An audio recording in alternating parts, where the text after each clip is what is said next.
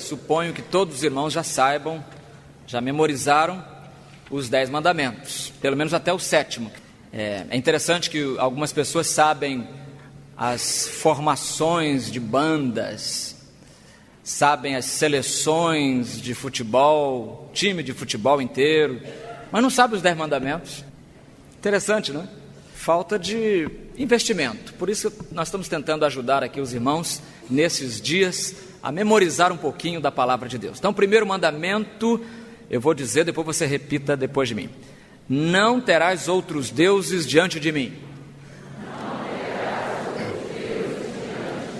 Foi o primeiro. O segundo é: não farás para ti imagem de escultura.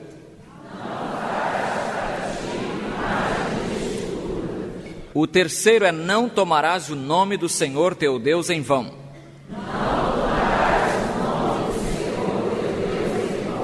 O quarto mandamento começa assim: lembra-te do dia do sábado para o santificar.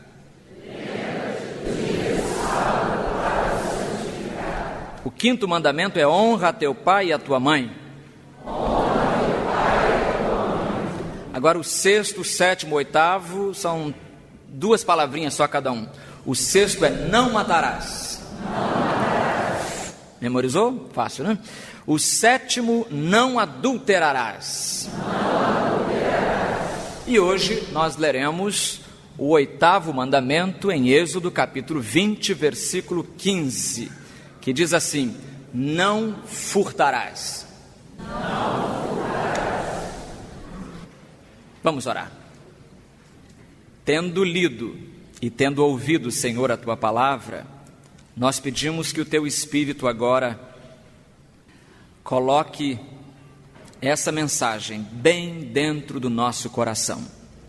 Não nos deixes, ó Deus, desviar a nossa atenção para outras coisas, outras causas, outras ideias, senão as ideias que promanam, que provêm da Tua palavra santa. Ajuda-nos a fixar a nossa atenção nesses instantes na Tua palavra. E depois destes instantes, ajuda-nos a praticá-la, em nome de Jesus. Amém. Como é que é o gesto aí dos surdos para não furtarás? Como é que é? Bem interessante, né? Bem sugestivo. Não furtarás. Só 2 palavrinhas, né? Era uma sexta-feira, no ano de 2008, sexta-feira à tarde, um pintor de paredes colocou a sua escada de alumínio numa marquise na rua Marques 35, Humaitá, Rio de Janeiro. Subiu e lá ficou pintando a parede tranquilamente, pincelada para cá, pincelada para lá. E quando pensou em descer, cadê a escada? Roubaram a escada do pintor e o Globo não diz como é que ele desceu de lá. Provavelmente tiveram que improvisar uma outra escada. Se fossem só escadas os objetos roubados, seria ótimo. Pessoas só roubam escadas, mas não. A cada 3 minutos, um carro é roubado no Brasil. A cada 3 minutos. Este culto dura, digamos assim, 1h15. Significa que até o final deste culto, 25 veículos estarão sendo roubados em nossas cidades. Eu li de um rapaz que estava revoltado contra a injustiça social e resolveu fazer uma passeata, um comício contra a má distribuição de renda, que os ricos são isso e são aquilo. E aí ele, no discurso, propunha que os pobres roubassem dos ricos. E aí, quando ele desceu do caixote improvisado, onde fez o seu discurso, descobriu que tinham roubado a bicicleta dele. Você dirá, mas eu não sou ladrão nem de automóvel, nem de escada, nem de bicicleta. Então o 8º mandamento não me diz respeito, certo? O certo é que o mandamento não se refere apenas a roubos ou furtos de grandes objetos. Meus irmãos, a questão do mandamento não é o tamanho da coisa roubada, mas sim o princípio que está implícito no mandamento. O princípio que está subjazendo, que está sustentando o mandamento. E esse princípio é o da honestidade, o princípio do respeito à propriedade. Então, nesta manhã nós podemos ver que o mandamento é curto, não furtarás, mas nós podemos ampliá-lo um pouquinho, ampliá-lo aplicando em nossas vidas. Primeiro, não furtarás, por exemplo, os bens dos outros, os bens. No Antigo Testamento, um israelita chamado Acã roubou, diz a Bíblia, uma capa babilônica, uma capa importada, coisa muito chique, muito fina, só os milionários é que tinham. Ele viu, ele roubou. Ao ser confrontado com o seu erro, ele confessou, está em Josué 7:21, quando eu vi entre os despojos uma boa capa babilônica e 200 siclos de prata, uma boa quantia, cobicei-os e tomei-os, e eis que estão escondidos na terra, no meio da minha tenda, e a prata por baixo dela. A sociedade israelita, ou como diz a versão Almeida 21, a comunidade de Israel, apedrejou Acã e a sua família. E sobre os seus corpos as pedras foram se juntando e foi feito um montão de pedras. E esse montão de pedras recebeu um nome sugestivo, Vale de Acor, ou Acor. E Acor, em hebraico, quer dizer perturbação. Perturbação. De fato, meus irmãos, o roubo é uma perturbação. Uma perturbação tanto para a sociedade quanto para o indivíduo que vive nessa sociedade. E é essa perturbação que faz com que as nossas casas tenham trancas cada vez mais resistentes, sistemas de alarme cada vez mais caros e alguns até escandalosos, e muros cada vez mais altos, cobertos de arame farpado ou caco de vidro, e sistemas de segurança com câmeras e cachorros de muito poder de fogo. Enfim, essa perturbação faz disparar os preços de seguros, faz o Estado gastar infindos recursos em prisões e em policiamento, recursos que poderiam muito bem ser destinados à educação e à saúde. Essa perturbação faz, inclusive, igrejas que poderiam investir em ministérios, desviar os recursos dos ministérios para a área de segurança. Ou seja, a vida seria muito mais barata se o 8º mandamento fosse observado. A Bíblia diz que Judas, no meio dos apóstolos, havia um ladrão. Havia um ladrão no meio dos apóstolos. No meio dos apóstolos havia um ladrão. E pode inverter a frase várias vezes e faz um poema. Judas roubava da tesouraria dos apóstolos. O evangelista João registrou assim: era ladrão e tinha a bolsa e tirava o que ali se lançava. Era ladrão. O evangelista nem ficou preocupado em ser depois processado por Judas, né? Escreveu mesmo claramente, era ladrão, não havia dúvida.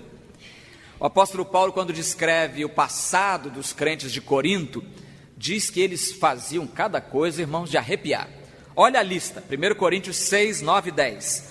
Não erreis, nem os devassos, nem os idólatras, nem os adúlteros, nem os efeminados, nem os sodomitas, nem os ladrões, nem os avarentos, nem os bêbados, nem os maldizentes, os fofoqueiros, nem os roubadores herdarão o reino de Deus.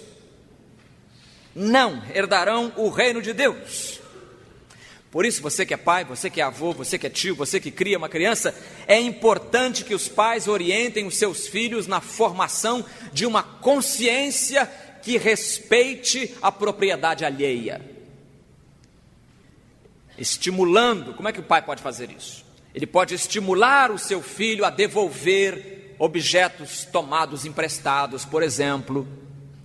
E o famoso, desconfiar do famoso, mas nada convincente, achei ali, da criança. De repente não achou ali coisa nenhuma, é preciso investigar esses achados tão fáceis. Não faz muito tempo um programa de televisão humorístico, eu realmente não vejo esse programa, é muito tarde da noite, mas eu li no jornal que esse programa fez o seguinte: esse programa, muito popular, teve uma ideia ótima, a ideia é ótima. Esse programa doou uma televisão grande, dessas bonitas, caras hoje, doou uma televisão dessas para uma escola no município de Barueri, em São Paulo. Mas dentro da TV, o grupo, que é humorista, como eu disse, não tem nada, não tem papa na língua, não tem vergonha na cara, mas tem muita ideia boa. Dentro da televisão eles colocaram um GPS. Um GPS e também uma sirene. Uma sirene. E alguns dias depois, pelo GPS, a televisão foi localizada, mas não estava na escola. Não estava na escola. Estava na casa da diretora. Nada contra as diretoras de escola da nossa igreja, por favor. Nenhuma semelhança, né? Nada. Nós temos várias aqui, são muito fiéis, graças a Deus por isso. E a sirene. E quando o grupo foi chegando perto da televisão, o próprio grupo disparou a sirene. Não foi um programa de humor, foi um programa de terror para aqueles que cometeram essa indelicadeza com a escola, vamos dizer assim. E depois a prefeitura ainda queria processar o programa porque, né, humilhou a escola da prefeitura. Meus irmãos, a transgressão do 8º mandamento se dá quando, por exemplo, o empregado trabalha menos do que ele combinou com o patrão. Ele combinou com o patrão de trabalhar 8 horas, trabalha só 4 e enrola as outras 4. Isso é furto. Ele está furtando do patrão. A transgressão do 8º mandamento se dá quando o estudante furta o conhecimento intelectual do seu colega. É o caso da desonestidade que está assentada nos bancos escolares e que tem preferência especial por conjugar verbos como plagiar e colar. Plágio e cola. Outro dia eu li um artigo imenso num jornal sobre plágio na Alemanha. Grandes universidades deram títulos de doutores a vários alemães e agora estão ameaçando tomar de volta esses diplomas porque constatou-se que os trabalhos intelectuais deles foram todos plagiados, tudo copiado da internet. Copiado da internet, que está fácil agora, né? Só que não esqueça que o professor também tem acesso ao Google. Cuidado que o professor também pode descobrir de onde você copiou tudo aquilo. Não furtarás, portanto, os bens dos outros. Em segundo lugar, não furtarás o suor do rosto dos outros. Eu falo daqui especialmente de uma palavra do profeta Abacuque. Abacuque capítulo 2, versículo 9, diz assim: ai daquele que adquire para sua casa, versão da imprensa bíblica brasileira, esta versão, lucros criminosos. Ou como diz a versão francesa Darby, de 1885, aquele que enche a sua casa com ganhos iníquos. lucros criminosos, ganhos iníquos. A Bíblia denuncia isso. A Bíblia, pela boca de Ezequiel, denuncia o roubo do suor do outro. Diz assim Ezequiel: os seus príncipes são como lobos que arrebatam a presa, derramando sangue, destruindo vidas para adquirirem lucro desonesto. Olha essa expressão, irmãos. Ezequiel 22, 27, destruindo vidas para adquirirem lucro desonesto, matando para ganhar dinheiro. Em outras palavras, é isso. Estão assassinando em troca de alguns trocados. É o contribuinte que burla o fisco, por exemplo, que faz todo tipo de maquiagem na sua declaração de renda para evitar pagar imposto. Eu entendo essa tentação. Quando você vê tão pesada a carga tributária e os serviços que a gente deveria ter em retorno são tão minúsculos, tão mínimos, a tentação de burlar o fisco é grande. Mas nós não podemos cair na tentação. O que nós temos talvez é que mudar a lei, mudar as leis, fazer uma reforma tributária, diminuir a carga tributária sobre o cidadão, mas não omitir dados, não mentir jamais. E sobre mentira é o mandamento de domingo que vem. É o comerciante que furta no peso, ou aquele que tem lucro excessivo, preço de custo. Aí ele coloca o preço de custo, coloca o preço do transporte, coloca o ICMS, coloca uma opção de coisa para no final calcular o preço final da venda. Eu sei porque eu trabalhei com isso. Eu vendia caixão, coroa, cruz, essas coisas todas. Era triste, irmãos, calcular o preço de custo do caixão. Está aqui a nota, veio tanto. Aí o patrão diz assim: você coloca mais tanto por cento o ICMS, coloca mais tanto por cento, calcula o transporte, e no final dobra, tem o preço do caixão. Aí eu fazia isso, dobrei, dá o preço do caixão. O patrão chegava, olhava, cara, dobrou, deu R$1.000 só esse caixão? Não, rapaz, esse caixão não custa só R$1.000, coloca aqui R$5.000. Falei, que é isso, patrão? Aí quase que eu morria. Mas eu já estava na funerária, se morresse, teria que pagar pelo caixão também. Eu ficava assustado com isso, irmão, e fico até hoje. A lembrança disso na minha adolescência ainda me deixa tonto. Como é que o lucro pode ser tão extorsivo e tão alto? E aí quando a pessoa vinha para comprar o caixão, e vinha chorando porque o seu ente querido faleceu, e chorava porque via o preço de R$5.000 no caixão, aí eu quase chorava junto. Mas era já Deus me preparando para o ministério. O patrão que paga menos do que devia ao seu empregado. E por aí já se vê que o problema abordado no 8º mandamento, não é um problema só confinado aos pobres. Não é só os pobres que furtam. Há um livro grossinho, mas muito bom de ler, chamado 1808, lançado recentemente, 2, 3 anos atrás, e é um livro de um jornalista. Você começa a ler, você não para, e conta a chegada da família real ao Brasil, e os 13 anos que ela passou aqui no Brasil, depois voltou para Portugal. E conta o Laurentino Gomes, que é o autor, conta que cada setor que ajudava a família real a sobreviver no Brasil era cuidado por uma pessoa. E ele conta que um português veio lá com a família, chamava-se Joaquim José de Azevedo. Olha o que o Gomes escreveu sobre o Joaquim José de Azevedo. Ele enriqueceu tão rapidamente e teve a sua imagem de tal modo ligada à roubalheira, que no retorno de D. João VI a Portugal em 1821, ele, o português, foi impedido pelas cortes portuguesas de desembarcar em Lisboa. Não deixaram, não.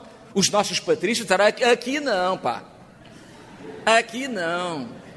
E o mandaram de volta para a terrinha de cá. Não quiseram receber o ladrão de volta. Joaquim José de Azevedo. O outro nome é de um brasileiro, um catarinense, que era pobre, descendente de italianos, chamado Bento Maria Targini. Bento Maria Targini era pobrezinho, mas foi crescendo, chegou a ser o chefe do erário real, ou seja, Dom João VI pôs na mão dele a chave do cofre. E o mesmo Laurentino Gomes, autor do livro, diz que ele também enriqueceu tão rapidamente, foi uma carreira fulminante. É impressionante, né? A inteligência das pessoas faz com que elas suam tão rápido e financeiramente. E no final do período de Dom João no Brasil, a casa onde morava o senhor Targini era uma das mais luxuosas do Rio de Janeiro. E se amanhã você passar por esse endereço, pode ver que talvez ela esteja lá ainda. Ela ficava na esquina da Rua dos Inválidos com a Rua Riachuelo. Se passar por lá, já pode dar uma olhadinha e lembrar do Targini.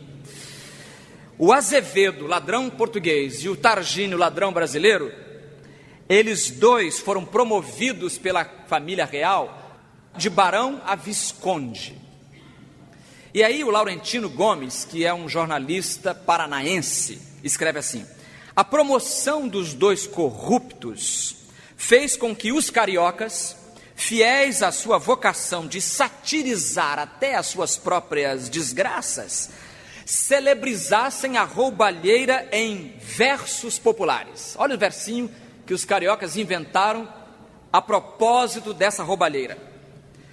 Quem furta pouco é ladrão, quem furta muito é barão. Quem mais furta e esconde, passa de barão a visconde. E um outro verso da época dizia assim, o outro verso citava até os nomes deles: furta Azevedo no palácio, Targini rouba no erário, e o povo aflito carrega pesada cruz ao Calvário. Esse era mais sério. Agora, irmão, se vamos falar de políticos, né? Mencionei aqui esses dois homens envolvidos com a política econômica do país de 1808 a 1821. Se nós vamos falar dos políticos, nós precisamos então ser justos e lembrar que eles não são seres extraterrestres. Eles não vêm de outro planeta e pousam no Planalto, não. Eles são parte de nós e são produzidos por nós mesmos. Uma charge que está correndo pela internet mostra vários quadrinhos. No primeiro quadrinho, um homem está subornando o guarda de trânsito que quer multá-lo. No outro quadrinho, o homem está fazendo gato na rede elétrica, puxando luz sem pagar, né? Energia elétrica. No outro quadrinho, ele está comprando CD pirata.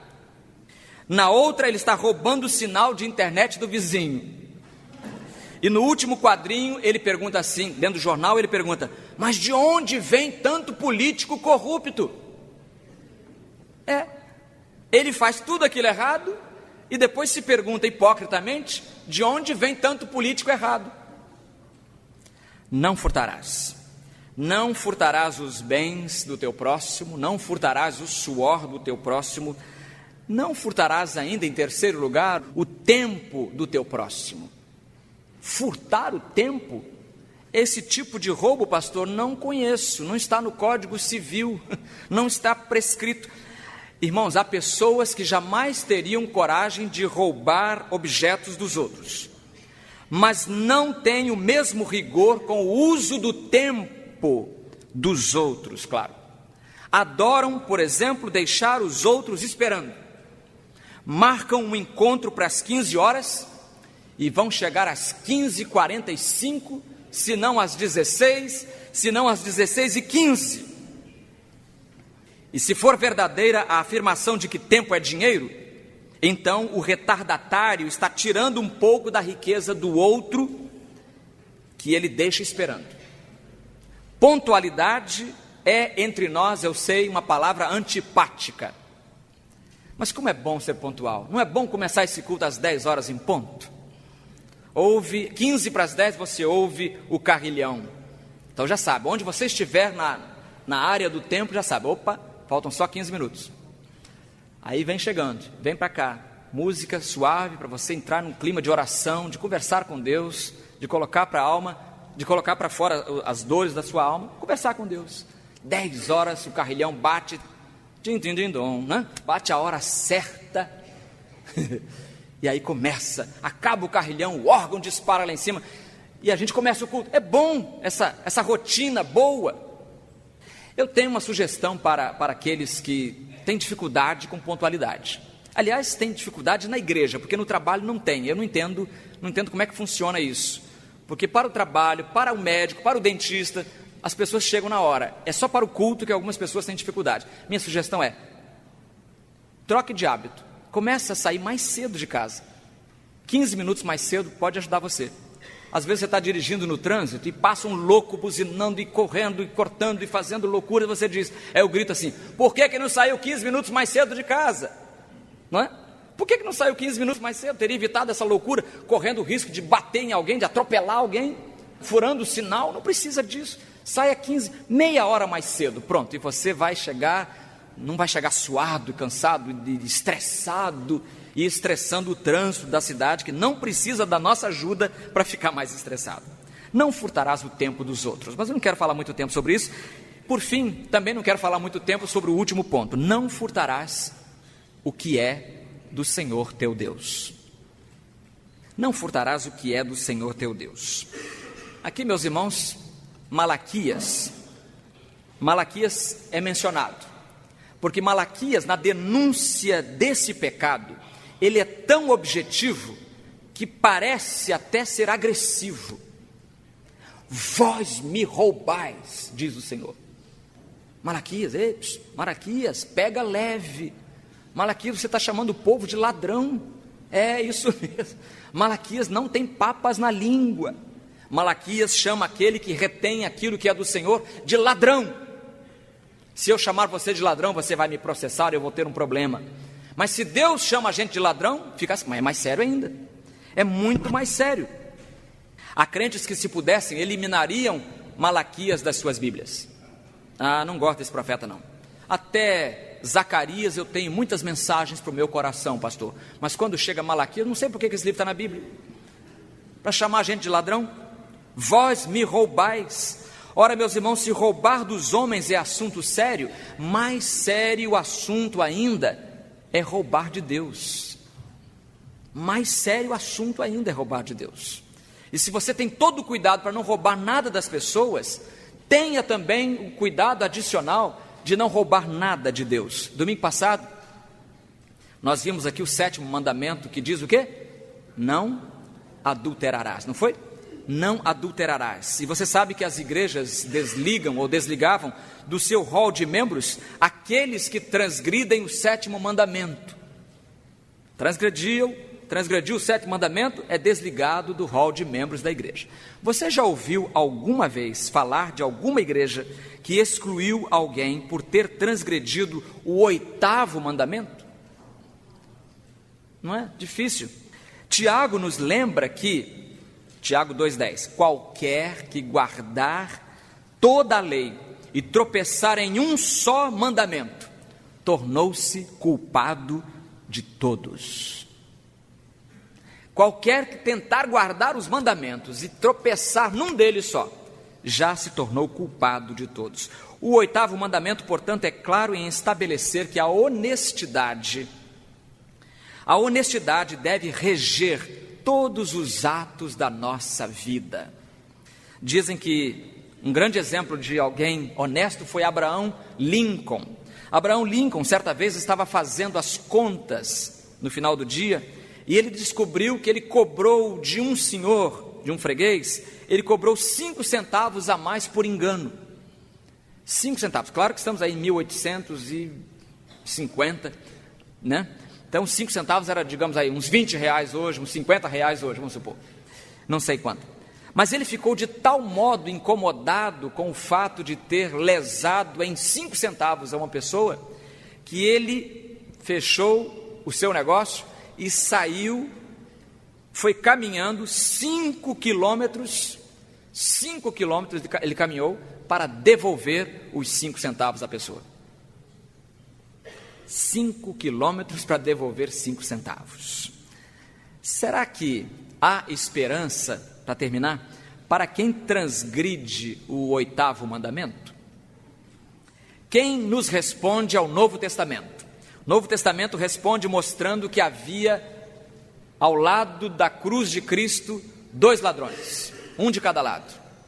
E a Bíblia diz que um dos ladrões, e se eles estavam ali, é porque eles transgrediram o 8º mandamento o tempo inteiro e receberam a penalização máxima, foram para a cruz, a sociedade os considerava irregeneráveis, eles não tinham mais jeito, era um caso perdido.